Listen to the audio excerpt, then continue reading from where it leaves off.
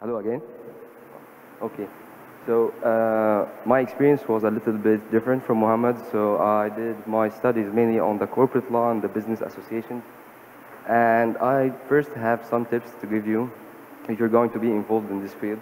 So first of all, the gateway program of Fulbright, you have to attend this. Try to get mingled with everyone in the Fulbright program.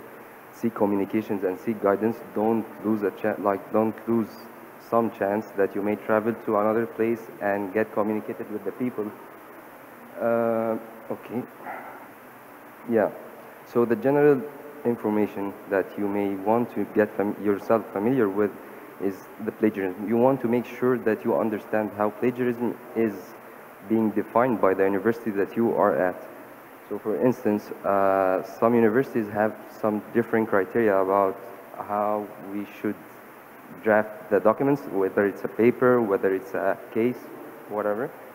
References and citations are equally important because otherwise the professors are going to be misled by your paper. Another thing is the preparations and readings, which doesn't exist here in Egypt at all. So this point is very important. Wherever you are involved in a literature university, in the literature field, so you have to do the readings because you're going to be on call in the class and you're going to suffer a lot if you didn't know the answer. So yeah, going to the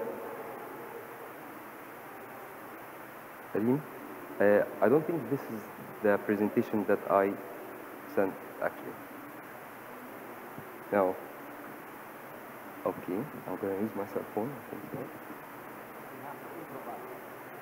Oh, the 5 slides? Okay. Okay, we'll improvise then. So I wanted to talk about the American legal system in perspective of the community service.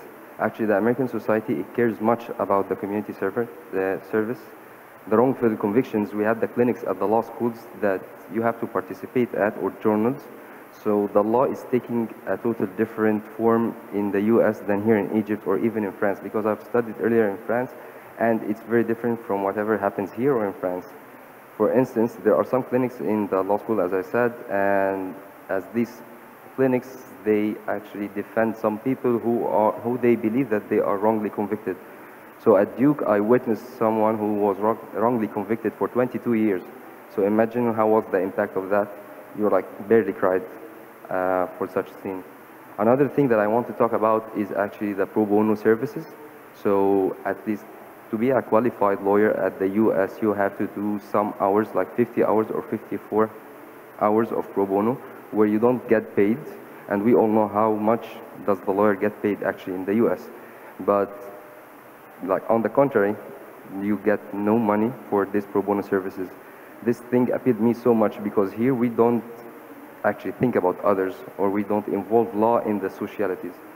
Other thing that I want to mention as well was that seek guidance there in the law school or in whichever school that you are going to be part of, because actually we here are not familiar with seeking guidance from the professors. We get shy from interacting with the people and so on.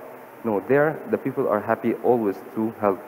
So just make sure that you seek guidance, don't get shy, get involved, try to have access on various things that may be actually not relevant to our legal systems, because it's going to increase your awareness so much. I'm trying to remember. I think I'm okay. Thank you. Thank you very much.